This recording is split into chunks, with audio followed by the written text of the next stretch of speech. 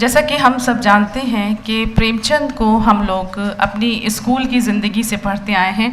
عیدگاہ ہم میں سے کس نے نہیں پڑھا ہوگا. یہ کہانی جو ہے ایسی دل کو چھوتی تھی کہ بچپن سے اب تک یاد ہے. تو پریم چند ایک ایسے رائٹر ہیں کہ جو ہمارے دل و دماغ میں گھر کیے ہوئے ہیں اور ادب کی دنیا میں پریم چند کی خدمات کا اعتراف ہمیشہ کیا جاتا رہے گا. اسی لیے آج ہم ان کی یوم پیدائش کے موقع پر ان کو یاد کر رہے ہیں. پریم چند کی خوبی یہ ہے کہ انہوں نے اپنی تخلیقات کے ذریعے عام آدمی کو ادب سے جوڑنے کا کام کیا.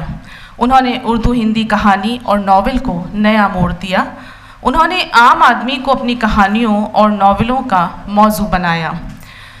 ان لوگوں کو اپنی تخلیقات کا مرکزی کردار بنایا. ان لوگوں کو اپنی تخلیقات کا مرکزی کردار بنایا جنہیں ہمارا سماج اچھوت اور نفرت کے لائق سمجھتا تھا. ان کی ناول نگاری کے لیے بنگال کے ناول نگار شرت چندر چٹوپادھیائے نے انہیں اپنیاس سمراٹ کہہ کر مخاطب کیا. ان کے بیٹے امرت رائے نے انہیں قلم کے سپاہی کا نام دیا. آج ہم اسی قلم کے سپاہی کو یاد کر رہے ہیں اور اسی وجہ سے ایک تو یہ کہ جیسا کہ مہندی صاحب نے کہا کہ پریاورن کی رکشا کی وجہ سے ہم نے اپنے مہمانان کا استقبال ان کی خدمت میں قلم پیش کر کے کیا. اس کے ساتھ ساتھ یہ بھی کہ پریم چند قلم کے سپاہی تھے اور قلم کی طاقت سے ہم سبھی واقف ہیں. اسی لیے میں نے آغاز اس شعر سے کیا تھا کہ نہ لکھ سکے گا قلم سرخ کو سفید کبھی. ہارون رشید صاحب کا شعر ہے یہ.